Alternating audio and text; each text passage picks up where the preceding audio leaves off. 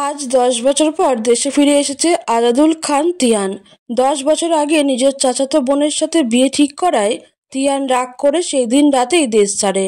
সবেমাত্র এসএসসি দিয়েছিল, আজ সে অনেক বড় বিজনেসম্যান, নিজস্ব দুটা কোম্পানির মালিক। এত বছর বাড়ির কারোর সাথে কোনো রকম যোগাযোগ রাখেনি তিয়ান। দেশে ফেরার একদিন আগে তিয়ান তার বন্ধু জিশানকে জানায়। জিশান সেই খুশির খবর খান বাড়িতেও ছড়িয়ে দেয়। এয়ারপোর্টে পা রাখতেই তিয়ানের ছোটবেলার বন্ধু জিশান আর তার বাবা রিসিভ করে। একসাথে গাড়ি করে বাড়ি ফিরে বাড়ির সবাই কত খুশি, হইচই পড়ে গেছে খান বাড়িতে। তিয়ানের আম্মু ফারজানা বেগম ছেলে বাড়ি ফেরার আনন্দে ছেলের পছন্দের সব রকমের রান্না আয়োজন করেছেন আজ। বাড়ির ভেতরে ঢুকতেই তিয়ানের চোখ যায় এক কেশবতী রূপসীর দিকে। সোফার কাছে এক কোনায় দাঁড়িয়ে আছে, সে আর কেউ নয়, তার চাচাতো বোন তানহা সাবরিন কেয়া, যার সাথে বিয়ে ঠিক করায় সেই দিন রাতেই তিয়ান রাগ করে দেশ ছাড়তে বাধ্য হয়। আজ তাকে এক অন্যরকম অপরূপ সুন্দরী লাগছে, যেমন কেশবতী তেমন রূপবতী। তিয়ান এক দেখাতেই ক্রাশ খেয়ে যায়, চোখের পলক যেন পড়ছেই না। তিয়ানের ছোট আম্মু সামিরা বেগম তিয়ানকে দেখে দৌড়ে আসে। কেমন আছো বাবা? জি ছোট আম্মু, ভালো আছি। সামিরা বেগম তিয়ানের সাথে কথা শেষ করে বলে, বসো বাবা, আমি আসছি। আরে ছোট আম্মু, এত ব্যস্ত হবেন না। সামিরা বেগম রান্নাঘরে চলে যায় তিয়ানের জন্য নাস্তার ব্যবস্থা করতে। তিয়ানের চাচা বাজারে গেছেন, আজ অনেক বছর পর ভাতিজা বাড়িতে ফিরে এসেছে। বড় বড় মাছ, মাংস, বিভিন্ন ধরনের সবজি সহ অনেক কিছু কেনাকাটা করেছে। কেয়া তিয়ানের দিকে এক পলক তাকিয়ে আবার মাথা নিচু করে ফেলে। কালো কোটের ভিতরে সাদা শার্ট, কালো প্যান্ট, তিয়ানের দিক থেকেও যেন চোখ ফেরানো দায়। তাও কেয়া ভয়ে মাথা নিচু করে ফেলে। 5 ফুট 11 ইঞ্চি কুচকুচে কালো চাপদাড়ি, দেখতে ফর্সা গরম ছেলেটা। তিয়ান তার দাদুকে সালাম করে। কেমন আছো দাদু ভাই? আলহামদুলিল্লাহ ভালো আছে দাদু। হঠাৎ রান্নাঘর থেকে ডাক আসে, কেয়ামা এইদিকে আয় তো একটু। আসছে আম্মু বলে কেয়া রান্নাঘরের দিকে চলে যায়। তিয়ান কেয়া যাওয়ার পানে তাকিয়ে আছে এখনো। সেই মুহূর্তে তিয়ানের মা ফারজানা বেগম দৌড়ে এসে ছেলেকে জড়িয়ে ধরে। হঠাৎ করে ফারজানা বেগমের শরীরটা একটু খারাপ লাগছিল বলে রুমে শুয়ে আছিল, কিন্তু ছেলে আসার খবর পেয়ে তিনি আর রুমে শুয়ে থাকতে পারেননি। কেমন আছিস বাবা? এতগুলো বছর আমাদের কারোর সাথেই যোগাযোগ রাখিসনি কেন? এতই অভিমান হয়েছে আমাদের উপর? তোর যদি কিয়াম মামনিকে পছন্দ না হয় আমাদের বলতি, তাই বলে তুই আমাদের কাউকে কিছু না বলে দেশ ছেড়ে চলে যাবি? পিছন থেকে তিয়ানের দাদু মুতালেব খান বলেন, আরে বৌমা, আমার দাদু ভাই এত বছর পর এসেছে, তোমরা একটু শরবত পানি দাও। তা না করে ওকে একের পর এক প্রশ্নই করে যাচ্ছ। তিয়ানের বাবারা দুই ভাই, তিয়ানের বাবা আমজাদ খান আর কেয়ার বাবা আজিজুল খান। তিয়ানের বাবা বড়, কেয়ার বাবা ছোট। তিয়ানের এক ভাই এক বোন, কেয়ারা দুই বোন। তিয়ানের ছোট বোন মিহি আর কেয়ার ছোট্ট বোন আনাইনা। তিয়ানের বোন মিহি ছোট্ট, ক্লাস 9-এ পড়ে। কেয়ার বোন একটু বড়, সে ইন্টার ফার্স্ট ইয়ারে পড়ে। কেয়ার এইচএসসি পরীক্ষা শেষ, এখন অ্যাডমিশন পরীক্ষার জন্য প্রিপারেশন নিচ্ছে। এত বছর পর ছোট ভাই বোনদের দেখে যেন তিয়ানের মন এক প্রকার ঝুলে যায়। তার চোখে আশ্চর্যের বিষয় হলো, যে মেয়ের সাথে বিয়ে ঠিক করায় তিয়ান সেই দিনই দেশ ছেড়ে চলে গিয়েছিল, আজ তার উপরই ক্রাশ খেয়ে গেল। মোতালেব খান বলে, সবার হয়েছে, আমার দাদুভাইকে কেউ এবার ডিস্টার্ব করবে না। এতটা পথ এসেছে, ওর একটু রেস্ট নেওয়ার দরকার, বাকি কথা পরে হবে। আরে দাদুভাই, এত প্যারা নিচ্ছ কেন? আমি ঠিক আছি। না দাদুভাই, সব পরে হবে, তুমি আগে ফ্রেশ হয়ে কিছু খেয়ে নাও। তারপর তিয়ান নিজের রুমে চলে যায়। তিয়ান ভাবছে আজ কিভাবে সে কেয়ার মুখোমুখি হবে, যার সাথে বিয়ে ঠিক হয় রেগে দেশ ছেড়ে চলে গিয়েছিল। আজ এত অপরূপ সুন্দর হয়েছে মেয়েটা, দেখতে ভারী মিষ্টি মায়াবতী লাগছে। 10 বছর আগে কেয়া 9 বছরের বাচ্চা মেয়ে ছিল। ছোটবেলায় তাদের বিয়ে ঠিক করে ফেলে খান বাড়ির সবাই, তাই সে রাগ করে চলে যায়। তিয়ান ভাবছে কেয়া কি এখনো তার উপর রাগ করে আছে। খান বাড়িতে আজ লেগেছে উৎসবের ছোঁয়া, চারিদিকে কেবল আনন্দ আর হইচই। এরই মধ্যে তিয়ানের মা তার বাবার বাড়িতেও এই খবর পাঠিয়ে দিয়েছে। তিয়ানের মামা মামি কত খুশি, আজ এত বছর পর তিয়ানকে দেখতে পাবে। তারা আজই চলে যাবে খান বাড়িতে। তিয়ানের মামাতো ভাই বোন আইমান, রীতি আর নিশা কত খুশি হয়েছে ফুফাতো ভাই এসেছে। ফুফাতো ভাইকে দেখতে যাবে। আইমান ভাই বোনদের মাঝে সবার বড় অনার্স চতুর্থ বর্ষে পড়ে, রীতি ইন্টার সেকেন্ড ইয়ারে, আর নিশা ছোট্ট 9-এ পড়ে। তিয়ান নিজের রুমে ঢুকে অবাক দৃষ্টিতে তাকিয়ে আছে। সেই ছোট্টবেলায় এই রুমে তার কত আনাগোনা, কত রাত কাটিয়েছে। 10 বছর সে এই রুমটাই থাকেনি, তাও সেই আগের মতোই আছে। তিয়ান ছোট থেকেই রাগী ছিল, তার মা ব্যতীত তার রুমে কেউ ঢোকার সাহস পেত না। তিয়ান রুমটার দিকে তাকিয়ে ভাবছে কত রাত জেগে সে এই রুমে এই টেবিলে পড়াশোনা করেছে। এসএসসিতে গোল্ডেন এ অর্জন করেছে। তিয়ান ছোট থেকেই মেধাবী ছাত্র ছিল, 15 বছর বয়সে এসএসসি পাস করে। বর্তমানে তিয়ানের বয়স 26 বছর। নামি দামি 2 কোম্পানি আছে তার নামে, তবুও তিয়ানের দাদু আর বাবা চাচারা চায় তিয়ান খান বাড়ির কোম্পানি দেখাশোনা করুক, কারণ খান বাড়িতে কোনো ছেলে নেই। তিয়ানই খান বাড়ির একমাত্র ছেলে আর বড় সন্তান। তাদের পর কে এইসব দেখাশোনা করবে? মেয়েদের তো বিয়ে হয়ে যাবে এক সময়। বড় নাতি এত বছর পর বাড়ি ফিরেছে, এই খুশিতে তিয়ানের দাদু মোতালেব খান তার এতিমখানাতেও বাচ্চাদের জন্য খাবারের আয়োজন করেছেন। তিয়ানের বাবা প্রতিবেশীদের দাওয়াত করেন খান বাড়িতে, তাদেরও আজ দাওয়াত। প্রতিবেশীরাও খুব খুশিতে ছুটে আসে খানবাড়ির তিয়ানকে এত বছর পর দেখবে বলে। তারই মাঝে বাজার থেকে ফিরেন তিয়ানের ছোট চাচা আজিজুল খান। কত রকমের বাজার সাজার করেছে আজ। এই নাও কেয়ার মা, বাজার থেকে আজ বড় বড় চিংড়ি এনেছি। তিয়ান চিংড়ি মাছ খেতে খুব ভালোবাসতো। আজ সব রকমের ভালো ভালো খাবার রান্না হবে দুপুরের জন্য, বুঝেছ? আমি আসছি বলে আজিজুল খান চলে যায় তিয়ানের রুমের উদ্দেশ্যে। তিয়ান এত বছর পর চাচাকে দেখে জড়িয়ে ধরে, কেমন আছেন ছোট আব্বু? আলহামদুলিল্লাহ বাবা, ভালো আছি। তুমি কেমন আছো? জি ছোট আব্বু, ভালো আছি। তিয়ানের সাথে কিছুক্ষণ কথা বলে, আচ্ছা তিয়ান বাবা, তুমি ফ্রেশ হয়ে নাও, আজ দুপুরে সবাই একসাথে খাবো বলেই আজিজুল খান বেরিয়ে যায়।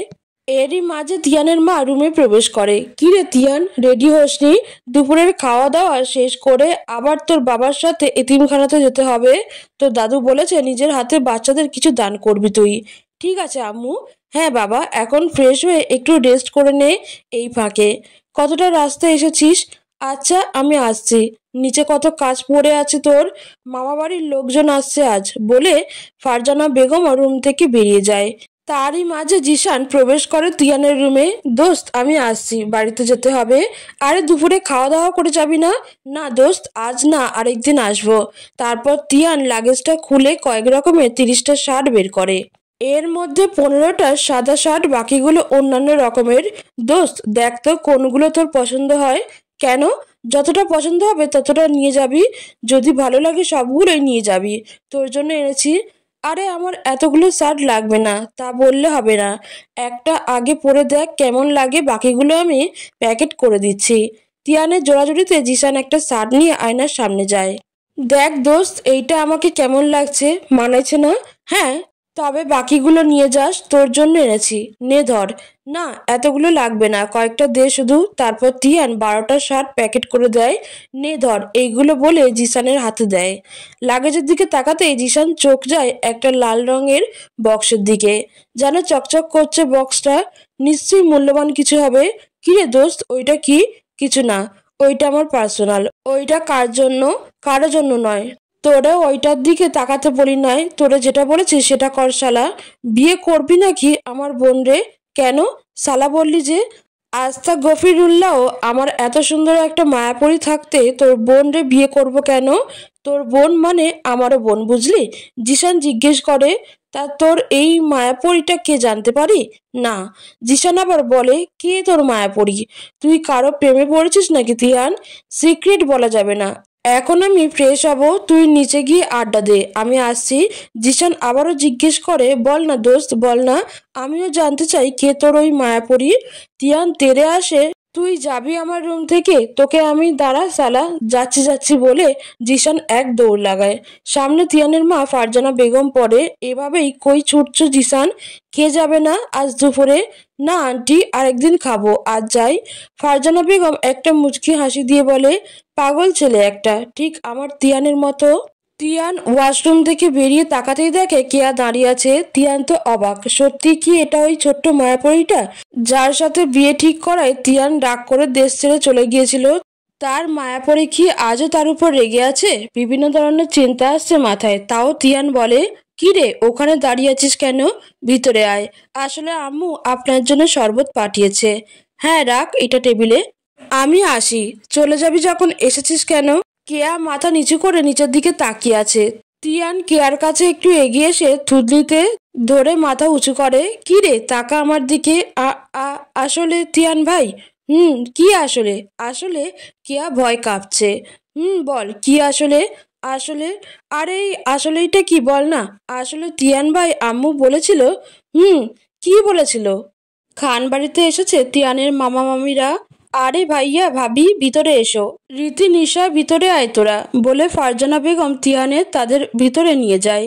তিয়ানের মামি মার্জিয়া বেগম জিজ্ঞেস করে, আপা তিয়ান কোথায়?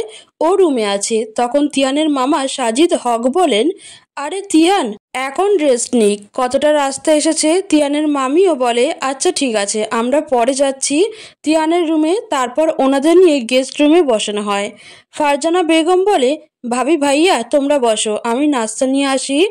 আরে আপা এত ব্যস্ত হবেন না, আমরা এখন আর কিছু খাবো না, একটু পরেই তো দুপুরের খাওয়ার সময় হয়ে যাবে, একেবারে না হয় খাওয়া দাওয়া করে নিব। তা বললে কি করে হয় ভাবি, তোমরাও তো অনেক দিন পর এসেছো বলে ফারজানা বেগম জিজ্ঞেস করে, আচ্ছা আইমান কোথায়? ও আসেনি? মার্জিয়া বেগম বলে, এসেছে তো, ও আসার সময় একটা কলেজ ফ্রেন্ডের সাথে রাস্তায় দেখা হয়ে যায়, বাইরে আছে হয়তো, আসতে একটু লেট হচ্ছে। আচ্ছা ঠিক আছে, আমি শরবত পাঠাচ্ছি, অন্তত একটু শরবত পানি মুখে দাও, বলে ফারজানা বেগম বেরিয়ে যায় রুম থেকে। আম্মু বলেছিল আপনাকে শরবতটা দিয়ে যেতে। আরে গাধি, এই কথাটা বলতে এত তোদলাচ্ছিস? তখন দরজারও পাশ থেকে শোনা যায়, কেয়া মা। কেয়া বলতে বলতে সামিরা বেগম রুমের ভিতরে ঢুকে। কি রে মা, কখন বলেছি তিয়ানকে শরবতটা দিয়ে নিচে আয়, বাড়িতে কত মেহমান আসছে, অনেক কাজ যে, আমার সাথে একটু আয় মা। আম্মু আসছি, হ্যাঁ তাড়াতাড়ি নিচে আয়। তিয়ান বাবা তুমি ফ্রেশ হয়ে কিছু খেয়ে নিবে, আসো। জি ছোট আম্মু আসছি। সামিরা বেগম চলে যায়, পিছে পিছে কেয়াও। তিয়ান শরবতের গ্লাসটা হাতে নিয়ে এক চুমুক দিয়ে তীক্ষ্ণ দৃষ্টিতে কেয়া যাওয়ার পানে তাকিয়ে আছে। প্রতিবেশীরা খান বাড়িতেও প্রবেশ করে। এদের মাঝে একজন মহিলা ফারজানা বেগমকে দেখতে পেয়ে ডাক দেয়, ফারজা আপা ও ফারজানা আপা। ফারজানা বেগম পিছনে ফিরে তাকিয়ে দেখে প্রতিবেশী কয়েকজন মহিলারা এসেছে, সাথে তাদের ছেলে মেয়েরাও এসেছে। ফারজানা বেগম বলে, আরে আপনারা ভিতরে আসুন। তখন তাদের মাঝে একজন জিজ্ঞেস করে, ফারজানা আপা তিয়ান কোথায়? তিয়ান তো রুমে আছে, ছেলেটা কতটা রাস্তায় এসেছে, তাই একটু রেস্ট করছে। ও আচ্ছা ঠিক আছে, আমরা তাহলে পরে কথা বলে নিচ্ছি তিয়ানের সাথে। হ্যাঁ আপনারা আসুন, আমি খাবারের ব্যবস্থা করছি, বলে ফারজানা বেগম তাদের সবাইকে ড্রয়িং রুমে নিয়ে ডাইনিং টেবিলে বসায়। একে একে সবাইকে খাবার খাওয়া দাওয়া করানো হয়। প্রতিবেশীদের খাওয়া দাওয়া শেষে ফারজানা বেগম তাদের ড্রয়িং রুমে সবাই বসতে দেয়। আপনারা বসুন, আমি আসছি একটু, বলেই ফারজানা বেগম ভিতরে চলে যায়। প্রতিবেশীরা ড্রয়িং রুমে বসে যার যার মতো কথাবার্তা বলছে। সামিরা বেগম রান্নাঘরে সব সামলাচ্ছে, কাজের বুয়া সব করে দিয়েছে। তবে সামিরা বেগম আজ নিজের হাতে তিয়ানের জন্য রান্না করবে বলেছে। ছেলের জন্য রান্না করবে বলেছিল ফারজানা বেগম, তবে ফারজানা বেগম একটু অসুস্থ বলে সামিরা বেগম রান্নাঘরে ঢুকতে দেয়নি। একাই সব সামলে যাচ্ছে। সামিরা বেগম ফারজানা বেগমকে রুমে বিশ্রাম নিতে বলেছিল, কিন্তু কে শুনে কার কথা। এত বছর পর ছেলে এসেছে, তার মাঝে বাড়ি ভর্তি মেহমান, এইসব ফেলে কি ফারজানা বেগমের ঘুম আসবে? সেই মেহমানদের আপ্যায়ন করছে। তারই মাঝে কেয়া রান্নাঘরে ঢুকে। কেয়াকে দেখে সামিরা বেগম বলে, মা অনেকক্ষণ হয়েছে, তো দাদু বলেছিল এক কাপ চা দিতে, আমি রান্নার ব্যস্ততায় আর যেতে পারিনি উপরে, তুই একটু দাদুকে চাটা দিয়ে আয় তো। আচ্ছা আম্মু, বলে কেয়া চা নিয়ে সিঁড়ি দিয়ে উপরে উঠে যায়। যাওয়ার সময় তিয়ানের রুমের সামনে পড়ে। কেয়া একটু দাঁড়ায়, তিয়ানের রুমের দরজা হালকা ফাঁক হয়ে আছে। কেয়া ভাবছে তিয়ান ভাই কি এখনো রুমে আছে, দরজা ফাঁক হয়ে আছে। কেয়া একটু ভয় পাচ্ছে, আবার তিয়ানের দরজার কাছে গিয়ে উকিঝুঁকি দিয়ে দেখার চেষ্টা করছে। তার মধ্যে কারো এইদিকে আসার শব্দ পেয়ে কেয়া ভয় পেয়ে যায়। সোজা মোতালেব খানের রুমের উদ্দেশ্যে হাঁটা ধরে। ওইদিকে নিশা ফারজানা বেগমকে জিজ্ঞেস করে, ফুপি মিহি কোথায়? দেখ মা, মিহি হয়তো রুমে আছে। নিশা আর মিহি দুজনেই 9-এ পড়ে, সেম ক্লাস হয়। একদিকে যেমন ফুফাতো মামাতো বোন, অন্যদিকে ওরা ফ্রেন্ড। নিশা মিহির রুমে গিয়ে মিহিকে পিছন দিক থেকে আলতো করে চোখ চেপে ধরে বলে, বলতো আমি কে? মিহি বলে, আরে নিশা। তখন নিশা বলে, তুই আমাকে চিনলি কিভাবে? মিহি বলে, তোকে আমি চিনবো না বান্দরনি? তোর ছোটবেলার অভ্যাসটা আর গেল না। যতবার আমাদের বাড়িতে আসতি ততবারই হঠাৎ করে এসে পিছন থেকে আমার চোখ চেপে ধরতি। তখন নিশাও মুখ বাঁকিয়ে বলে, তুইও কি কম নাকি আমার পিছে লাগতি? দুজনের ঝগড়ার মাঝখানে রীতি প্রবেশ করে রুমে। কি রে, তোরা কি নিয়ে ঝগড়া করছিস? দুজনেই বলে, আরে কিছু না আপু। রীতি জিজ্ঞেস করে, কি রে মিহি, তোর চাচাতো বোন আনায়না কোথায়? আসার পর থেকে ওকে দেখছি না যে। আপু তো কলেজে গেছে। রীতি বলে, আজ বাড়িতে এত মেহমান আর আনায়না কলেজে গেছে? মিহি বলে, আরে আপুর আজ কোচিংয়ে পরীক্ষা আছে, পরীক্ষা দিয়েই চলে আসবে, কলেজ করবে না আজ।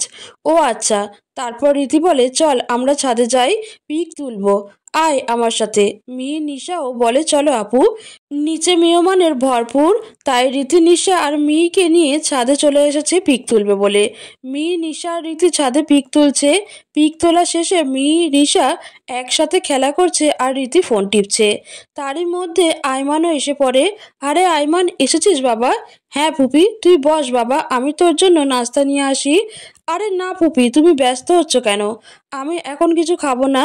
তা বললে হবে না, একটু শরবত মুখে দে। বলে ফারজানা বেগম কাজের বুয়া রাইমা বেগমকে বলে, রাইমা আরেক গ্লাস শরবত নিয়ে আয় তো। রান্নাঘর থেকে শব্দ শোনা যায়, আনছি বড় ম্যাডাম। হ্যাঁ তাড়াতাড়ি নিয়ে আয়। রাইমা শরবত নিয়ে রুমে ঢুকতেই ফারজানা বেগম রাইমাকে দেখে এগিয়ে যায়। তার হাত থেকে শরবতের গ্লাসটা নিয়ে আইমানকে দেয়।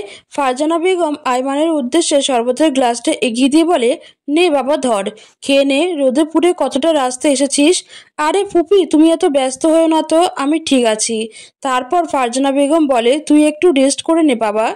না ফুপি, ভাইয়ার কাছে যাব। ভাইয়া কোথায়? তোর ভাইয়ার রুমে আছে। ঠিক আছে, আমি আসছি বলে আইমান তিয়ানের রুমের দিকে যায়। আইমান তিয়ানের রুমে ঢুকে দেখে তিয়ান ল্যাপটপে কি যেন একটা করছে। ভাইয়া করে ডাক দিতেই তিয়ান এসে জড়িয়ে ধরে। কেমন আছিস আইমান? এই তো আলহামদুলিল্লাহ ভালো আছি ভাইয়া, তুমি কেমন আছো? ভালো। তো তুমি আমাদের সাথে এতদিন কোনো যোগাযোগ রাখোনি কেন? তিয়ান চুপ করে আছে। কি হলো ভাইয়া, কথা বলছো না কেন? জানো, ফুপি, মা বাবা, এমনকি খানবাড়ির সবাই কতটা কষ্টে তোমাকে ছাড়া দিন পার করেছে। ফুপি তো অসুস্থ হয়ে পড়েছিল, 1 মাস বিছানায় শুয়ে দিন কাটিয়েছে। তাও সারাদিন তিয়ান তিয়ান করে গেছে। কবে তুমি আসবে সেই অপেক্ষায়। পিছন থেকে তিয়ানের মামি বলে ওঠে, এখানে কি হচ্ছে আইমান? তোমার ভাইয়া অনেকটা রাস্তা এসেছে, একটু রেস্ট করুক, ডিস্টার্ব করছো কেন? আরে মামি ভিতরে আসুন।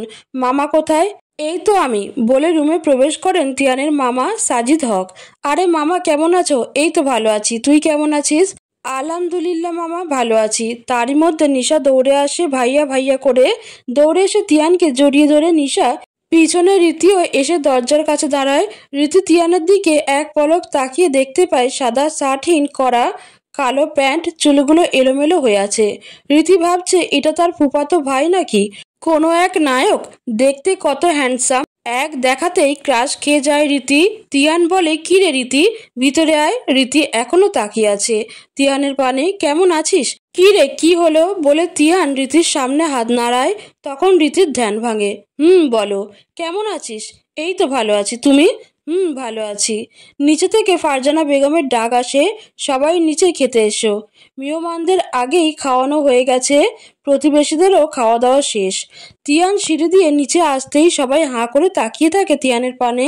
যেমন লম্বা তেমন ফর্সা, তেমন তার হাঁটার স্টাইল। প্রতিবেশীদের সাথে যে যুবতী মেয়েরা আসছিল সবাই এক দৃষ্টিতে তাকিয়ে আছে তিয়ানের পানে। তিয়ান নিচে নেমে সবার সাথে পরিচয় হয়, কথাবার্তা বলে। এক বৃদ্ধ প্রতিবেশী মহিলা জমেলা বেগম বলে, দেখেছো সবাই, এই না হলো খানবাড়ির বড় ছেলে। দেখতে যেমন সুন্দর তেমনই তার কথাবার্তা, কত সুন্দর আদব কায়দা। সবাই একে একে ফিস ফিস করে বলছে, ইস, যদি আমার মেয়ের জন্য এমন একটা ছেলে পাইতাম আপা। আর একজন মহিলা বলে ওঠে, হ্যাঁ গো আপা, আমার মেয়েটার জন্য যদি এমন একটা ছেলে পাইতাম। জামেলা বেগম তিয়ানের কাছে যেতেই তিয়ান তাকে সালাম করে বলে, কেমন আছেন দাদিমা? আলহামদুলিল্লাহ দাদুভাই, ভালো আছি। তুমি কেমন আছো? জি দাদিমা, ভালো আছি। তারপর একে একে প্রতিবেশীরা তাদের বাসায় চলে যায়। রয়ে যায় কিছু মেহমান, তিয়ানের মামা বাড়ির আত্মীয়রা। তিয়ানের চাচি সামিরা বেগমের বাড়ি থেকে আসা কিছু মেহমান থেকে যায়। তারা বিকেলে যাবে। খাওয়া দাওয়া করিয়ে সামিরা বেগম তার বাবার বাড়ির মেহমানদের গেস্ট রুমে দিয়ে এসেছেন একটু রেস্ট করার জন্য। সবাই একে একে ডাইনিং টেবিলে বসে খানবাড়ির দুই বউ ফারজানা বেগম আর সামিরা বেগম খাবার বেড়ে দিচ্ছে মেহমানকে। কেয়াও পাশে দাঁড়িয়ে আছে। তিয়ানের চোখ যায় একটু দূরে দাঁড়িয়ে থাকা কেয়ার দিকে। সাদা একটা থ্রি পিস পরেছে, মাথায় কাপড় দেওয়া, লম্বা ঘন কালো চুলগুলো পিছনে ছাড়া। সবেমাত্র গোসল দিয়েছে, তাই চুলগুলো ভিজাই আছে এখনো। তিয়ান বারবার কেয়ার দিকে তাকাচ্ছে। কেয়া সেটা বুঝতে পেরে মাথা নিচু করে দাঁড়িয়ে আছে। কেউ লক্ষ্য না করলেও সেটা রীতির চোখ পড়েছে। রীতি একবার তিয়ানের দিকে তাকাচ্ছে তো আরেকবার কেয়ার দিকে। কেয়া এখনো মাথা নিচু করে দাঁড়িয়ে আছে এক কোণায়। কি রে, ওখানে দাঁড়িয়ে কি করছিস? এসে বস। তিয়ানের এমন শব্দ সবার কানে যেতেই সবাই এক নজর তিয়ানের দিকে তাকিয়েই আবার কেয়ার দিকে তাকায়। তিয়ান আবার বলে, কি হলো, শুনতে পারছিস না? আসতে বলছি এখানে। কেয়া আস্তে আস্তে এগিয়ে আসে। বস এখানে। কেয়া বসতেই তিয়ান কেয়ার থালায় ভাত বেড়ে দেয়। সবাই সেটা অবাক দৃষ্টিতে তাকিয়ে দেখছে। সবাই ভাবছে যে ছেলে কেয়ার সাথে বিয়ে ঠিক করায় সেই দিন রাতেই দেশ ছাড়ে। সে কেয়াকে ডেকে পাশে বসিয়ে আবার পাতে ভাতও বেড়ে দিচ্ছে। খান বাড়ির সবার খাওয়া দাওয়া শেষ। প্রতিবেশীরাও যে যার বাড়িতে চলে যায়। যে মেহমানদের বিকেলে যাওয়ার কথা ছিল তারাও চলে যায়। সামিরা বেগমের বাবার বাড়ির লোকজন তিয়ানের কত প্রশংসা করছে। এমনকি কেয়ার মামাতো বোন ইনায়নাও তিয়ানের উপর ক্রাশ খেয়ে যায়। সামিরা বেগমের বাবার বাড়ির লোকজনও একে একে বিদায় নেয়। এইবার খানবাড়ির পুরুষরা বের হবে এতিমখানার উদ্দেশ্যে। ড্রয়িং রুমে দাঁড়িয়ে আছে খানবাড়ির মহিলারা। তিয়ানের বাবা চাচা রেডি হয়ে নিচে থেকে তিয়ানকে ডাকছে। তিয়ানের দাদা মোতালেব খানও তিয়ানকে নিচে থেকে ডাকছে। দাদু ভাই, আর কতক্ষণ লাগবে? এইবার নিচে আসো। আসছি দাদু। হ্যাঁ, তাড়াতাড়ি আসো দাদু ভাই, নিচে সবাই অপেক্ষা করছে। হঠাৎ সবার চোখ যায় উপরের দিকে। তিয়ান সিঁড়ি দিয়ে নামছে। সাদা শার্টের উপর কালো কালো প্যান্ট, হাতের কাছে শার্টটা কোনাই পর্যন্ত বলবে বলতে নিচে নামে। কেয়া এক নজরে তিয়ানের দিকে তাকিয়ে আবার মাথা নিচু করে ফেলে। মোতালেব খান বলে, দাদু ভাই এইবার আসো, আমরা রওনা হব। হ্যাঁ চলো দাদু। আজিজুল খান খানবাড়ির একজন কর্মচারী হানিফ হককে বলে, হানিফ গাড়ি বের কর, আমরা বের হব এখন। ঠিক আছে ছোট স্যার, আমি এক্ষুনি গাড়ি বের করছি বলে হানিফ বাগানের কাছে দৌড়ে যায়, যার পাশে খানবাড়ির গাড়ি পার্কিং করা। খানবাড়ির দুই গাড়ি, তবে একটাই বেশি ব্যবহার হয়। যখন বেশি লোক বা মেহমান হয়ে যায় তখন দুইটা গাড়িরই প্রয়োজন হয়। আজকেও দুইটা গাড়িরই প্রয়োজন হয়েছে। একটাই খানবাড়ির পুরুষরা যাবে, আরেকটাই এতিমখানায় বাচ্চাদের জন্য কিছু জিনিসপত্র নিয়ে যাওয়া হবে। সবাই একে একে গাড়িতে উঠে বসে। তিয়ান হানিফকে বলে, আমি ড্রাইভিং করব, আজ তোমার ছুটি। তারপর তিয়ান ড্রাইভিং সিটে বসে। মোতালেব খান তিয়ানের পাশের সিটে বসে আর তিয়ানের বাবা চাচারা পিছনের সিটে গিয়ে বসে। তিয়ান গাড়ি স্টার্ট করে। গাড়ির মধ্যে দাদু নাতি অনেক গল্প করছে আর পিছন থেকে বাবা চাচারা দাদু নাতির গল্প শুনছে, মিটমিটি হাসছে। মাঝে মাঝে তারাও কিছু বলছে। দাদু নাতির কথার ফাঁকে ফাঁকে তিয়ান জিজ্ঞেস করে, দাদু আমাদের যে ব্রাহ্মণ বাড়িতে গ্রামের বাড়িটা ছিল, এটার কি খবর? মোতালেব খান বলে, দাদু ভাই অনেক দিন ধরে যাওয়া হয় না, তবে তুমি যখন এসেছো আমরা সবাই মিলে ঢাকা থেকে ব্রাহ্মণ বাড়িয়াতে ঘুরে আসবো। ঠিক আছে বলে তিয়ান আবার ড্রাইভিংয়ে মনোযোগ দেয়। দেখতে দেখতে গাড়ি এসে থামে এতিমখানার সামনে। তিয়ান গাড়ি থেকে নেমে দরজাটা খুলে মোতালেব খানের হাত ধরে নামায়। খান বাড়ির গাড়ি দেখে এতিমখানা থেকে দুইজন লোক ছুটে আসে। মোতালেব খানকে সালাম দিয়ে ভালো মন্দ জিজ্ঞেস করে। তারপর মোতালেব খান একজনকে বলে, গাড়িতে কিছু খাবার আর বাচ্চাদের জন্য কিছু জিনিসপত্র রাখা আছে, সেইগুলো বের করার জন্য। তাদের মাঝে কয়জন লোক এসে সবগুলো নামায়। মোতালেব খান তিয়ানকে সবার সাথে পরিচয় করায়। তিয়ানকে অনেক বছর কেউ দেখেনি, তাই হয়তো কেউ চিনতে পারছে না। মোতালেব খান পরিচয় করিয়ে দেওয়ার পর তিয়ান তাদের সাথে হ্যান্ডশেক করে। আস্তে আস্তে সব খাবার নিয়ে যাওয়া হয় ভিতরে। তাদের মাঝে একজন বাচ্চাদের খাবার বেড়ে দিচ্ছে। বাচ্চারা কত খুশি হয়েছে। এতিমখানার মালকিনরা এসেছে, তারপর আবার তাদের জন্য খাবার আর জিনিসপত্র নিয়ে এসেছে। এতিমখানায় যিনি দেখাশোনা করেন নাসির উদ্দিন সাহেব, উনি তিয়ান সহ মোতালেব খান, আজিজুল খান আমজাদ খানকে এতিমখানার ভিতরে নিয়ে যায়। এরপর তিয়ানকে বলে, আসুন স্যার, আমি আপনাকে সব কিছু ঘুরিয়ে দেখাচ্ছি। নাসিরুদ্দিন সাহেব তিয়ানকে সব কিছু ঘুরিয়ে দেখাচ্ছে। তারই মাঝে 5 বছরের ছোট্ট একটা বাচ্চা মেয়ে কান্না করতে করতে দৌড়ে এসে তিয়ানের হাঁটুতে জড়িয়ে ধরে। তখন নাসিরুদ্দিন বলে, আরে আরে করছো কি, ছাড়ো স্যারকে। তিয়ান বলে, আরে নাসিরুদ্দিন সাহেব, আপনি ধমকাচ্ছেন কেন বাচ্চাটাকে? স্যার আপনাকে জাপটে ধরছে, তাতে কি হয়েছে? কত নিষ্পাপ ফুটফুটে বাচ্চা মেয়েটা, ওর কি বাবা মা নেই? আসলে স্যার ও নতুনই, কালকেই এসেছে। ওর মা ক্যান্সারে অল্প বয়সেই মারা যায়, কিন্তু সৎমা বাড়ি থেকে বের করে দিয়েছে। রাস্তার পাশে মোড়ে দাঁড়িয়েছিল, আমাদের এখান থেকে একজন লোক ওকে এতিমখানাতে নিয়ে এসেছে। ও আচ্ছা। তিয়ান বাচ্চাটাকে কোলে তুলে নিয়ে বলে, তুমি কিছু খেয়েছো? না, আমার খিদে পেয়েছে, আমি খাবো। তাই তোমার খিদে পেয়েছে? বাচ্চাটা মাথা নাড়ায়, হ্যাঁ। তাহলে তুমি কি খাবে? চিপস।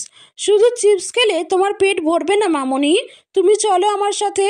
বাচ্চাটাকে কোলে করে তিয়ান এতিমখানার একটা রুমে নিয়ে গিয়ে বসায়। সাথে নাসিরুদ্দিন সাহেবও যায়। নাসিরুদ্দিন সাহেবের উদ্দেশ্যে তিয়ান বলে, যে খাবারগুলো আনা হয়েছে ওখান থেকে কিছু খাবার নিয়ে আসুন। জি স্যার বলেই নাসিরুদ্দিন সাহেব বাচ্চাটার জন্য কিছু খাবার নিয়ে আসে। খাওয়া দাওয়া শেষে তিয়ান নাসিরুদ্দিন সাহেবকে বলে, ওর ভালো করে খেয়াল রাখবেন, সম্পূর্ণ খরচ আমি দিব, আপনার কোনো চিন্তা করতে হবে না। ঠিক আছে স্যার। বাচ্চাটা তিয়ানের দিকে তাকিয়ে বলে, তুমি খুব ভালো আঙ্কেল। তিয়ান বলে, কেন? বাচ্চাটা একটা চিপসের প্যাকেট দেখিয়ে বলে, এই যে আমাকে চিপস দিয়েছো। তিয়ানা একটা মুচকি হাসি দিয়ে বলে, এইবার থেকে তুমি এখানে থাকবে, তোমার কিছু প্রয়োজন হলে এই আঙ্কেলটাকে বলবে, আর আমি তোমাকে মাঝে মাঝে এসে দেখে যাব, কেমন? বাচ্চাটা মাথা নাড়ায়। ওইদিকে সবাই অপেক্ষা করছে তিয়ানের জন্য। তিয়ান সবার সামনে যেতেই মোতালেব খান বলে, দাদুভাই তুমি কোথায় গিয়েছিলে? তোমাকে খুঁজতাছি আমরা। এই তো দাদু, এই দিকেই ছিলাম। মোতালেব খান তিয়ানকে উদ্দেশ্য করে বলে, নাও এইবার এইগুলো বাচ্চাদের তুমি নিজেদের হাতে দান করবে। তিয়ানের হাতে একজন কাপড়গুলো এগিয়ে দিচ্ছে, আর তিয়ান একে একে কাপড়গুলো বাচ্চাদের হাতে দিচ্ছে। সব শেষ করে সবাই এইবার রওনা দেয় খানবাড়ির কোম্পানির উদ্দেশ্যে। ওখানের সব কিছু তিয়ানকে দেখিয়ে তিয়ানের দাদু মোতালেব খান বলে, দাদুভাই বুঝেছো তো, এইবার থেকে সব দায়িত্ব কিন্তু তোমার, সব কিছু তোমাকেই দেখতে হবে। আমরা আর কত দেখব বা কত দিনই বা বাঁচব, সব কিছু তোমার বুঝে নিতে হবে। দাদুভাই আমার তো অলরেডি নিজের 2টা কোম্পানি আছে লন্ডনে, আরেকটা দিয়ে কি করব? আরে দাদুভাই সমস্যা নাই, তুমি 3টাই দেখাশোনা করবে। তিয়ান বলে, ঠিক আছে দাদু, আপনারা আমার জন্য দোয়া করবেন। হ্যাঁ দাদুভাই নিশ্চয়ই, তুমি সফল হও। সাথে আমজাদ খান আর মোতালেব খানের মুখেও হাসি ফোটে। যাই হোক, তাদের পর খানবাড়ির ছেলে এই কোম্পানির দায়িত্ব নিবে। সব কিছু দেখাশোনার পর গাড়ি এসে থামে খানবাড়ির গেটের সামনে। দারোয়ান গেট খুলে দেয়। হানিফ এসে দৌড়ে গাড়ির দরজাটা খুলে দেয়। তিয়ান, আজিজুল খান আর আমজাদ খান নামে। তিয়ান আগের ন্যায় মোতালেব খানকে হাত ধরে নামায়। বাড়ির ভিতর ঢুকতেই ফারজানা বেগম দৌড়ে আসে। আপনারা এসেছেন? মোতালেব খান বলে, আমি একটু রুমে যাচ্ছি বৌমা, একটু চা পাঠিয়ে দিও আমার জন্য। আচ্ছা বাবা, আমি পাঠাচ্ছি, আপনি একটু বিশ্রাম করেন রুমে গিয়ে। মোতালেব খান রুমে চলে যায়। ফারজানা বেগম তিয়ানকে বলে, বাবা তুই কিছু খাবি? আমি একটু জুস আনছি তোর জন্য। না আম্মু, এখন কিচ্ছু খাবো না আমি বলে তিয়ান সিঁড়ি দিয়ে উপরে উঠে যায়। যাওয়ার সময় তিয়ান কয়টা সিঁড়ি উপরে উঠে থেমে যায়, কারণ কেয়া সিঁড়ির পাশেই দাঁড়িয়েছিল। তিয়ান কেয়াকে এক পলক দেখেই আবার সিঁড়ি দিয়ে নিজের রুমের উদ্দেশ্যে উপরে উঠে যায়। সন্ধ্যায় খানবাড়িতে হালকা নাস্তার আয়োজন চলছিল। ভদ্র পরিবেশে বাতাসে চায়ের সুগন্ধ ছড়িয়ে পড়েছে। আমজাদ খান নরম কুশন ঘেরা সোফায় হেলান দিয়ে বসে আছেন, হাতে ধরা পত্রিকা, চোখ দুটো নিবিষ্ট হয়ে আছে সংবাদে, আর মাঝে মাঝে ঠোঁটে এক চুমুক চা তুলে নিচ্ছেন। পাশে বসে আছে মোতালেব খান আর মিহি। মিহি মোতালেব খানের সাথে গল্প করছে। সামিরা বেগম রান্নাঘরে সবার জন্য চা করেছে। হঠাৎ আনাইনা আম্মু আম্মু বলে নিচে নামে। ফারজানা বেগম সামনেই ছিল। কি হয়েছে রে মা? বড় আম্মু, আমি আজকের পায়েস খাবো, পায়েস রান্না করে দিবা? তখন সামিরা বেগম রান্নাঘর থেকে এসে বলে, আজকে পায়েস রান্না হয়নি, সবার জন্য যে নাস্তা বানানো হয়েছে তুইও সেটাই খাবি। না আম্মু, তুমি জানো না পায়েস আমার ফেভারিট খাবার। দুপুরে আমি কলেজ থেকে ফিরেই তো বলেছিলাম আমার জন্য পায়েস রান্না করতে, তুমি করনি কেন? সামিরা বেগম বলে, দেখ মা, জেদ করিস না, যেটা বানিয়েছি সেটা খা, কাল করে দিবনি। আজ আম্মু একটু ব্যস্ততায় তোর জন্য পায়েস রান্না করতে পারিনি। আনাইনা মন খারাপ করে বলে, আমি খাবো না তাহলে। আনাইনা তখন ফারজানা বেগম বলে, আরে ওকে বকছো কেন? আয় মা, আমি তোকে পায়েস করে দিব। ফারজানা বেগম কথাটা বলতেই আনাইনা খুশিতে জড়িয়ে ধরে বলে, বড় আম্মু তুমি খুব ভালো। হয়েছে হয়েছে, এইবার উপরে গিয়ে পড়তে বস, আমি তোর জন্য রান্না করে নিয়ে আসছি। আনাইনা খুশিতে দৌড়ে উপরে যাবে, এরই মধ্যে সিঁড়ি দিয়ে তিয়ান নামে। কি রে, দৌড়াচ্ছিস কেন? আস্তে আস্তে যা। আনাইনা তিয়ানের কথা শুনতেই দাঁড়িয়ে পড়ে। তিয়ান আনাইনাকে জিজ্ঞেস করে, কখন আসলি কলেজ থেকে? ভাইয়া দুপুরে। ও আচ্ছা, তো তোর পড়াশোনা কেমন চলে? জি আলহামদুলিল্লাহ ভালো ভাইয়া। মন দিয়ে পড়াশোনা করছিস তো নাকি ফাঁকিবাজিও চলছে? না ভাইয়া, আমি মন দিয়েই করছি। ঠিক আছে, উপরে যা, গিয়ে পড়তে বস। আনাইনা যেন হাঁপ ছেড়ে বাঁচল। আনাইনা আর এক মুহূর্ত দেরি না করে কেটে পড়ে এখান থেকে। তিয়ান সিঁড়ি দিয়ে নিচে গিয়ে সোফায় বসে, কিছুক্ষণ বাবা আর দাদুর সাথে কথা বলে। তারপর তিয়ান বলে, দাদু তোমাদের একটা কথা বলার ছিল। তিয়ানের এমন স্বর শুনতে পেয়ে আমজাদ খান এক পলক তিয়ানের দিকে তাকিয়েই আবার খবরের কাগজে চোখ বোলায়। হ্যাঁ দাদু ভাই বলো। আসলে দাদু, আমি দেশে ফিরেছি ঠিকই, তবে আমার 6 মাসের ভিতর আবার লন্ডন ব্যাক করতে হবে। তিয়ানের কথা বলা মাত্রই সবাই যে যার কাছ থেকে থমকে যায়। এক মুহূর্তেই যেন জায়গাটা নীরব হয়ে যায়। ফারজানা বেগম দৌড়ে আসে রান্নাঘর থেকে। তখন মোতালেব খান বলে, সবেই তো দাদু ভাই তুমি আসলে, আবার চলে যাবে কেন? তারই মধ্যে কেয়া সিঁড়ি দিয়ে নিচে নামে। এতক্ষণ যে রুমে ঘুমিয়েছিল, বড়দের কথা বলতে শুনে কেয়া দাঁড়িয়ে যায়। পাশে থাকা আমজাদ খান বলে ওঠে, তুমি কি পাগল হয়ে গেছো তিয়ান? এই তো বাড়িতে আসলে, আবার চলে যাবে কেন? আব্বু, ব্যাপারটা তা না। আমজাদ খান রাগী স্বরে বলে, তো কি ব্যাপারটা? মোতালেব খান বলে, আরে আমজাদ তুমি শান্ত হও, আমি দাদুভাইয়ের সাথে কথা বলে নিচ্ছি। দাদুভাই তুমি চলে যাবে কেন? তিয়ান বলে, দাদু আমি এখন যাচ্ছি না, তবে কয়েক মাসের ভিতর যাব। ওইখানে আমার 2টা কোম্পানি পড়ে আছে। আমার পিএ রোহান কল দিয়েছিল, কোম্পানির কিছু কাজে আমায় যেতে হবে। আমজাদ খান বলে, বাবা ওরে বুঝিয়ে লাভ নেই, আমাদের জন্য কোনো মায়া নেই ওর। আব্বু রাগ করছেন কেন? আমি তো একবারের জন্য চলে যাচ্ছি না, মিটিং শেষ করে কাজ বুঝিয়ে দিয়েই আবার চলে আসব। ফারজানা বেগম বলে, না বাবা, তোর ওইখানে কোনো কাজ করা লাগবে না, এইসব বিক্রি করে দেশে একবারে চলে আয়। মোতালেব খান বলে, হ্যাঁ দাদুভাই, তুমি বরং সেটাই করো। আমাদের খানবাড়ির এত বড় বিজনেস থাকতে তুমি বাইরে কেন পড়ে থাকবে? আচ্ছা দাদু, আমি দেখছি বলে তিয়ান সিঁড়ি দিয়ে উপরে চলে যায়। তিয়ান উপরে যাওয়ার সময় লক্ষ্য করে কেয়া দাঁড়িয়ে আছে সিঁড়ির কাছে। তিয়ান কেয়ার দিকে তীক্ষ্ণ দৃষ্টিতে তাকিয়ে ফারজানা বেগমের উদ্দেশ্যে বলে, আমার জন্য 1 কাপ কফি নিয়ে আসিও আম্মু, মাথাটা খুব ব্যথা করছে বলে উপরে উঠে যায়।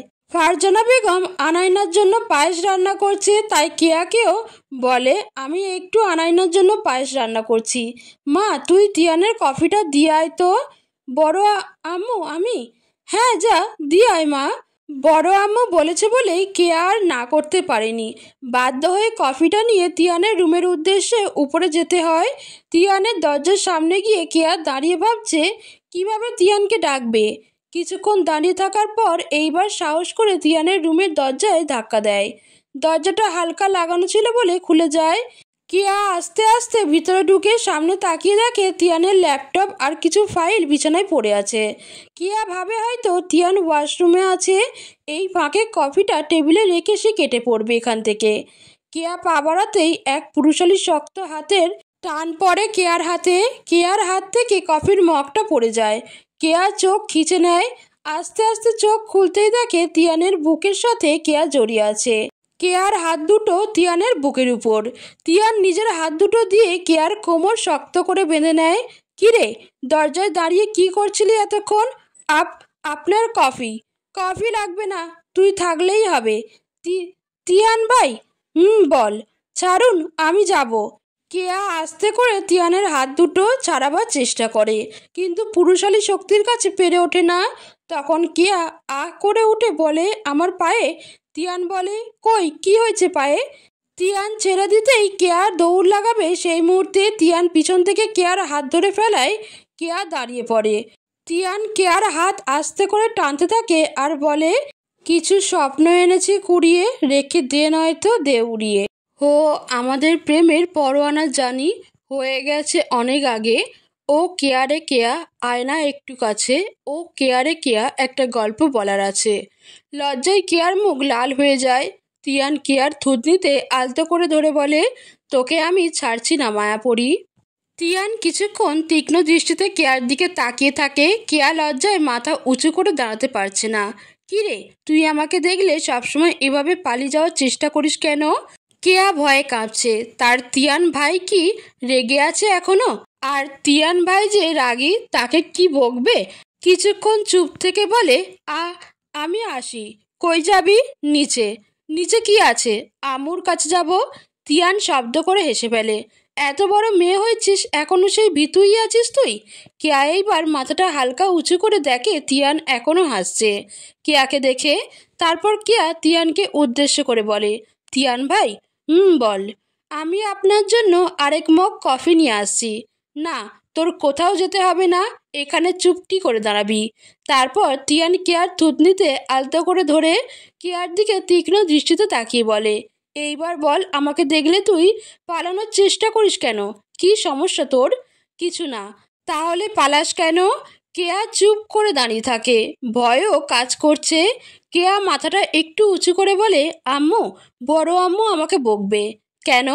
আমি আপনার কফি ফেলে দিয়েছি। তারপর কেয়া বলে, আমি আপনার জন্য আরেক মগ কফি এনে দিচ্ছি। কফি আনবি? হ্যাঁ দাঁড়ান, আমি নিয়ে আসছি বলে কেয়া রুম থেকে বের হবে। তখনই তিয়ান বলে ওঠে, দাঁড়া, আমি কফি খাবো, তবে একটা শর্ত আছে। কেয়া ভয় পেয়ে যায়। কেয়া মনে মনে ভাবছে, আবার কি শর্ত আছে তিয়ান ভাইয়ের মনে? তিয়ান বলে, তুই যদি আমার সাথে একসাথে কফি খাস তাহলে। কেয়া অবাক হচ্ছে, তিয়ান ভাই কি সত্যিই আমার সাথে কফি খাবে, নাকি মজা করছেন? আবার ভাবছে, কফি যে পড়ে গেছে, আম্মু, ছোট আম্মু তো বকবে, বলবে আমি একটা কাজও ঠিক মতো করতে পারি না। বিভিন্ন প্রশ্ন মনে আসছে কেয়ার। কী রে, কী হলো? চুপ করে দাঁড়িয়েছিস কেন? কেয়া কিছুক্ষণ নীরব থেকে বলে, আচ্ছা খাবো, আপনি দাঁড়ান, আমি কফি নিয়ে আসছি বলে কেয়া নিচের উদ্দেশ্যে তিয়ানের রুম থেকে বেরিয়ে যায়। কেয়া রান্নাঘরে ঢুকতেই ফারজানা বেগম জিজ্ঞেস করে, কিরে মা, কফিটা দিয়েছিস তো? সামিরা বেগমও রান্নার ফাঁকে কেয়ার দিকে তাকায়। কেয়া কি বলবে বুঝে পাচ্ছে না। তারই মধ্যে তিয়ান উপর থেকে আবার ডাক দেয়, কী রে তোর হলো? সামিরা বেগম আর ফারজানা বেগম অবাক হয়ে তাকায় কেয়ার পানে। এই তো কফি পাঠালাম, আবার ডাকছে কেন? তারপর কেয়া বলে, উনি আরেক মগ কফি খাবেন। সামিরা বেগম বলে, ও তাই নাকি? তাহলে নিয়ে যা আরেক মগ কফি। কেয়া মাথা নাড়ায়। তারপর কেয়ার হাতে 2 মগ কফি দেখে ফারজানা বেগম জিজ্ঞেস করে, 2 মগ নিচ্ছিস কার জন্য? বড় আম্মু, আমার মাথাটাও ধরেছে, আমিও 1 মগ খাবো। ও আচ্ছা, ঠিক আছে, নিয়ে যা তাহলে। কেয়া 2 মগ কফি নিয়ে তিয়ানের রুমের উদ্দেশ্যে চলে যায়। তিয়ানের রুমের ভেতর প্রবেশ করে দেখে তিয়ানকে দেখা যাচ্ছে না। কেয়া থমকে যায়, ভাবছে এই তো আমাকে কফির কথা বলল, তাহলে উনি আবার কোথায় উধাও হয়ে গেল? কেয়া গিয়ে ভিতরে দাঁড়াতেই তিয়ানের রুমের ব্যালকনি থেকে ডাক আসে, কিরে, ওখানে দাঁড়িয়ে কি করছিস? এই দিকে আয়। কেয়া পিছন ফিরে তাকায়, দেখে তিয়ান ব্যালকনিতে দাঁড়িয়ে আছে। কেয়া একটু এগিয়ে যায়। আপনার কফি। তিয়ান বলে, এত সময় লেগেছে কেন? আসলে বড় আম্মু আর আম্মু প্রশ্ন করছিল 2 মগ কফি কেন, তাই একটু দেরি হয়েছে। এই নিন আপনার কফি। ব্যালকনির রেলিংয়ে ঠেস দিয়ে দাঁড়িয়ে দুজনেই চুপচাপ আকাশের দিকে তাকিয়ে আছে। তাদের মাঝখানে হাজারো কথা জমে আছে, কিন্তু ঠোঁটের কোণে একটাও শব্দ নেই। শুধু নিঃশব্দে হৃদয়ের স্পর্শ চলতে থাকে। চোখে তারা, মনে তুফান। একসময় একসাথে বড় হওয়ার সেই 2 জন আজ আকাশের নিচে তাকিয়ে বুঝে নিচ্ছে, ফাঁকা নীল আকাশের নিচে তাদের মধ্যেও কেমন একটা নিষিদ্ধ কষ্ট জমে আছে। তিয়ান কেয়াকে উদ্দেশ্য করে বলে, আকাশটা কত সুন্দর না মায়াপরি? কেয়া এক পলক তাকিয়ে মাথা নাড়ায়। কিরে, তুই চুপচাপ থাকিস কেন? কোনো কথাবার্তা নেই? তুই কি আমার উপর এখনো রাগ করে আছিস মায়াবী? কেয়া তিয়ানের দিকে তাকিয়ে বলে, না। তাহলে আমাকে দেখে পালানোর চেষ্টা করিস কেন? এমনকি আমার সাথে কথাও কম বলিস? তিয়ানের প্রশ্নের মুখোমুখি হয়ে কিছুক্ষণ চুপ করে থাকে কেয়া। তারপর নিঃশ্বাস টেনে এক নিঃশব্দ কণ্ঠে বলে, আপনার চোখের দিকে তাকাতে ভয় লাগে আমার, যেন সব পড়ে ফেলবেন। তিয়ান হাসে না এবার। তার মুখের রেখায় একগুচ্ছ প্রশ্রয় আর গম্ভীরতা জমে থাকে। তুই কি ভাবিস আমি তোকে বুঝতে পারি না? কেয়া চোখ নামিয়ে বলে, আপনার পাশে আসলেই নিজেকে ছোট মনে হয়। আপনার সামনে আমি যেন আর আমি থাকি না। তিয়ান এইবার একটু এগিয়ে আসে, কেয়াকে একবারে কাছে টেনে এনে ফিসফিসিয়ে বলে, তুই জানিস তোর এই ভয়টাই আমার সবচেয়ে বেশি প্রিয়। তুই পালাতে চাইলে আমি খুঁজে নেব, তুই লুকাতে চাইলে আমি ঠিক খুঁজে বের করব, কারণ তুই আমার নিঃশ্বাসে বাঁধা মায়াপড়ি।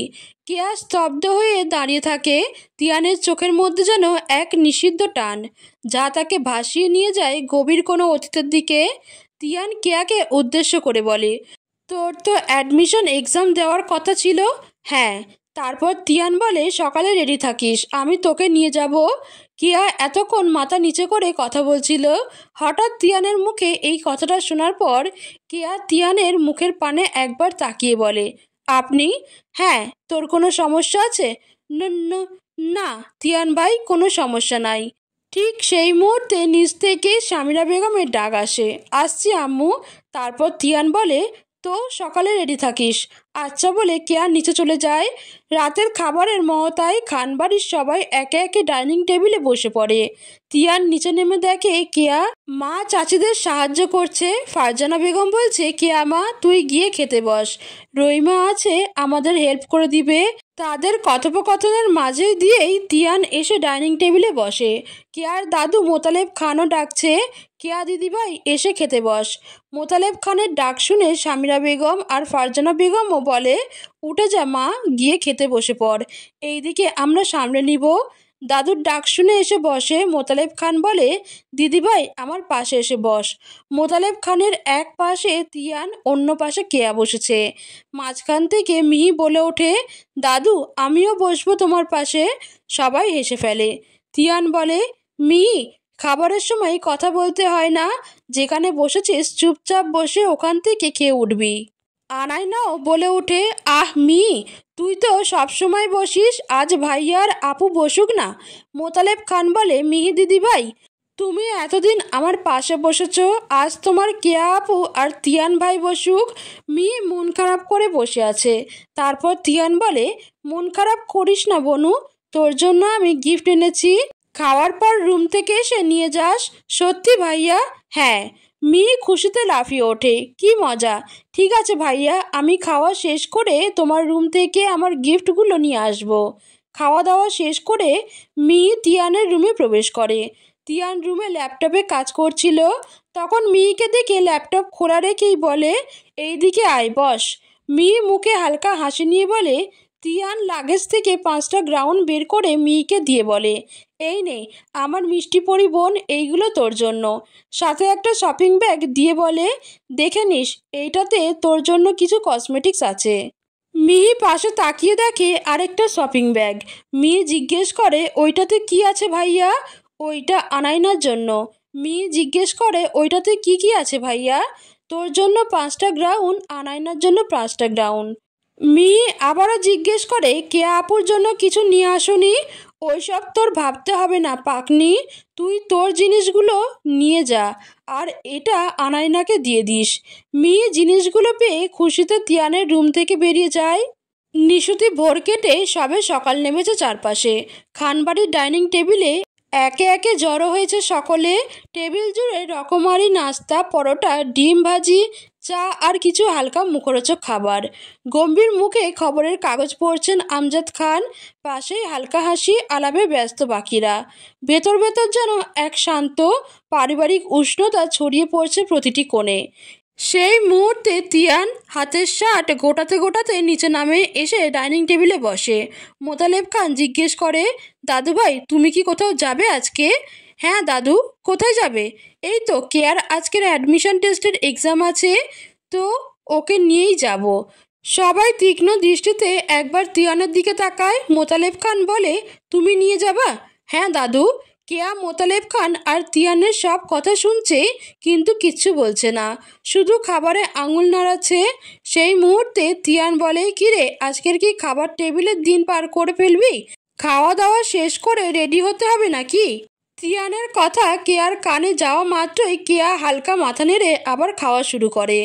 আজিজুল খান তিয়ানকে উদ্দেশ্য করে বলে, তিয়ান বাবা, আজ তুমি নিয়ে যাবে কেয়া মামুনিকে? হ্যাঁ ছোট আব্বু। ও আচ্ছা, ভালো হলো বাবা, আমায় নিয়ে যাওয়ার কথা ছিল, তবে ব্যস্ততায় ভাবছিলাম কেয়া মামুনিকে কিভাবে নিয়ে যাব। তো তুমি যখন নিয়ে যাবে আমার একটু উপকার হলো। আরে কি বলেন ছোট আব্বু, উপকারের কি হয়েছে?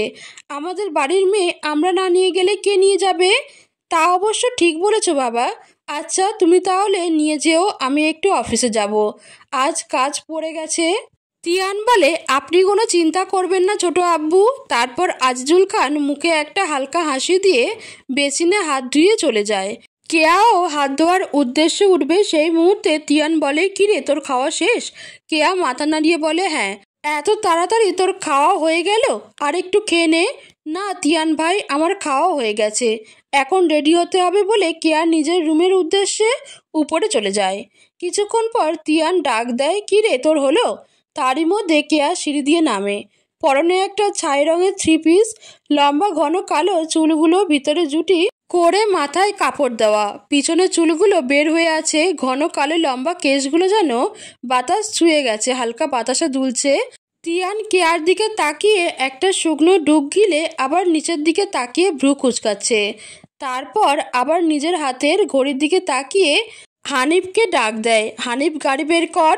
জি ছোট সাহেব বের করছি বলে হানিফ খান বাড়ির গাড়ির গ্যারেজের উদ্দেশ্যে চলে যায়। গাড়ি খান বাড়ির গেটের সামনে দাঁড়ানো। তিয়ান কেয়াকে তাড়াতাড়ি আয় বলে গেটের দিকে হাঁটা ধরে। কেয়া তিয়ান গাড়ির সামনে দাঁড়িয়ে আছে। তিয়ান ড্রাইভিং সিটের পাশের সিটে দরজাটা খুলে কেয়াকে বসতে বলে। কেয়া একবার তিয়ানের দিকে তাকিয়ে বসে পড়ে। তিয়ানও ড্রাইভিং সিটে বসে গাড়ির স্টিয়ারিং দেয়। এতক্ষণ নীরব থাকার পর তিয়ান প্রশ্ন করে, প্রিপারেশন কেমন? আলহামদুলিল্লাহ, গুড। কিছু খাবি? না তিয়ান ভাই। তারপর তিয়ান গাড়িটা সাইড করে একটা দোকান থেকে কিছু খাবার নিয়ে এসে কেয়ার হাতে দিয়ে বলে, নে ধর, এইগুলো তোর জন্য এনেছি, খেয়ে নে। তখন কেয়া বলে, আরে এইগুলো লাগবে না, কষ্ট করে আনতে গিয়েছেন কেন? আমি কোনটা আনবো না আনবো সেটা আমার ব্যাপার, তোকে এত প্রশ্ন করতে বলিনি। নে ঝটপট খেয়ে নে। এতগুলো আমি খেতে পারবো না তিয়ান ভাই। এত কম খাওয়া দাওয়া করিস বলেই শরীরের এই হাল করেছিস তুই। আচ্ছা যতটুকু পারিস খেয়ে নে, শরীরের কোনো অযত্ন আমি অ্যালাউ করবো না মায়াপরি। কেয়া তিয়ানের পানে একবার তাকায়। আমার মুখের দিকে তাকিয়ে কি দেখছিস? তোকে যেটা বলেছি সেটা কর। কেয়া আর কোনো উপায় না পেয়ে কিছুটা খাবার মুখে দেয়। এরপর তিয়ান একটা জুস হাতে দিয়ে বলে, এইটা শেষ কর এখন। না আমি আর কিছু খেতে পারবো না তিয়ান ভাই। তিয়ান কেয়ার পানে চোখ লাল করে তাকাতেই কেয়া ভয়ে তিয়ানের দেওয়া কেয়াকে উদ্দেশ্য করে জুসটা তিয়ানের হাত থেকে নিয়ে খেয়ে নেয়, যেন বাধ্য মেয়ের মতো সব করে যাচ্ছে। আর কিছু খাবি? কেয়া বিড়বিড় করে বলে, শয়তান বেডা, এত খাবার খাইয়ে আবার আমাকে জিজ্ঞেস করে আমি আর কিছু খাবো নাকি। আমাকে খাইয়ে মেরে ফেলার ধান্দা, মনে হয় একদিনেই মোটা বানিয়ে ফেলবে আমাকে। তিয়ান কেয়ার পানে তাকিয়ে বলে, কি ভাবছিস এত? কিছু না তিয়ান ভাই। তারপর তিয়ান আবার ড্রাইভিংয়ে মন দেয়। কিছুক্ষণের মধ্যেই এক্সাম হলে এসে পৌঁছে যায়। তিয়ান গাড়ি থেকে নেমে গাড়ির দরজাটা খুলে দেয় কেয়া নামার জন্য। কেয়াকে ভয় পেতে দেখে তিয়ান বলে, এক্ষুনি এত ভয় পেলে চলবে? নিজেকে রিল্যাক্স কর আর ভিতরে যা। কেয়া এক পা ভিতরে দিয়ে আবার তিয়ানের পানে তাকায়। তিয়ান একটা আলতো হাসি দিয়ে বলে, যা সুন্দর করে এক্সাম দিস। কেয়া মাথা নাড়িয়ে ভিতরে চলে যায়। কিছুক্ষণ পর কেয়া হল থেকে বেরিয়ে দেখে তিয়ান গাড়িতে হেলান দিয়ে দাঁড়িয়ে আছে। কেয়াকে আসতে দেখে তিয়ান এগিয়ে যায়। কী রে, তোর এক্সাম কেমন হলো? জি আলহামদুলিল্লাহ। তারপর তিয়ান বলে, চল। দুজনেই গাড়ির উদ্দেশ্যে হাঁটা নেয়। কেয়ার চোখ যায় দূরে একটা গাছের কাছে দাঁড়িয়ে থাকা একজন ফুচকাওয়ালার দিকে। কয়জন মেয়েও ভিড় করে আছে। তিয়ান কেয়ার পানে তাকিয়ে আবার দূরে থাকা ফুচকাওয়ালার দিকে তাকায়। তিয়ান বলে, কিরে খাবি নাকি? কেয়া কিছু বলছে না দেখে তিয়ান বলে, আয় আমার সাথে। তারপর কেয়ার হাতটা মুঠো বন্ধ করে নিয়ে তিয়ান হাঁটা ধরে ফুচকাওয়ালার দিকে। কেয়া একবার তিয়ানের হাতের পানে তাকাচ্ছে তো আরেকবার তিয়ানের পানে। ওর সাথে আজ কি হচ্ছে বুঝতে পারছে না। তার রাগে তিয়ান ভাই কিছু বলার আগেই তার মনের সব কথা বুঝে যাচ্ছে। মামা ফুচকা দেন তো, ফুচকাওয়ালা তিয়ানকে উদ্দেশ্য করে বলে। জি স্যার, কত প্লেট? তারপর কেয়াকে উদ্দেশ্য করে বলে, উনি যত প্লেট খেতে চাইবেন তত প্লেট। ঠিক আছে স্যার, তোর যত মন চায় তত খাবি, আমি একটু আসছি বলে তিয়ান একটু দৌড়ে চলে যায়। কেয়া একবার তিয়ানের দিকে তাকিয়ে দেখে তিয়ান কিছুটা দূরে গিয়ে কার সাথে যেন কলে কথা বলছে। ঠিক আছে রোহান, তুমি কোনো চিন্তা করো না, আমি সময় মতো এসে পড়বো, তুমি একটু ওই দিকটা সামলে নাও বলে তিয়ান কল কেটে দেয়। তোর খাওয়া হলো? কেয়া মাথা নাড়িয়ে বলে হ্যাঁ। আর খাবি? না। তারপর তিয়ান বলে, মামা আপনার কত হয়েছে? ফুচকাওয়ালা বলে 200 টাকা। তিয়ান কেয়ার পানে তাকিয়ে বলে, শুধু এইটুকু? তুই তো আমার 500 টাকাও খরচ করতে পারলি না, কি খাস? সব কিছু এত কম খাস কেন তুই? খাওয়া দাওয়ার ব্যাপারে তো লাড্ডাই আছিস। তারপর তিয়ান বিল মিটিয়ে চলে আসে। তুই একটু দাঁড়া, আমি আসছি বলে তিয়ান কোথাও একটা চলে যায়। একটু পর তিয়ানকে আসতে দেখা যায়, হাতে একটা প্যাকেট আইসক্রিমের। এই নে ধর তোর জন্য। তিয়ান ভাই, আমি আর খেতে পারবো না। তারপর তিয়ান বলে, আইসক্রিম ফুচকা তো তোর ফেভারিট ছিল, তাহলে এখন খাবো না বলছিস কেন? আসলে তিয়ান ভাই, আমার পেট ভরে গেছে, আর খেতে পারবো না। আচ্ছা তাহলে বাসায় গিয়ে খেয়ে নিবি, আরও অনেকগুলো আছে, আনাইনা আর মেয়ের জন্য নিয়েছি, ধর এইগুলো। দুজনেই আবার হাঁটা ধরে। তারই মধ্যে আবার বৃষ্টি শুরু হয়েছে। তিয়ান ভাই তাড়াতাড়ি চলুন, বৃষ্টি এসে পড়েছে। তিয়ান বলে, আরে সমস্যা নাই। কেয়া বলে, আপনার জ্বর হবে তো? কিছু হবে না, সমস্যা নেই। কেয়া আবারও বলে, আপনার সমস্যা আছে তিয়ান ভাই, ভুলে গেছেন ছোটবেলায় আপনি একবার বৃষ্টিতে ভিজে টাইফয়েড হয়েছিল, আপনি আবার অসুস্থ হয়ে পড়বেন। তিয়ান এইবার কেয়ার হাত ছেড়ে থুতনিতে ধরে কেয়ার পানে তাকিয়ে বলে, তুই আমার জন্য এত চিন্তা করিস মায়াপরি?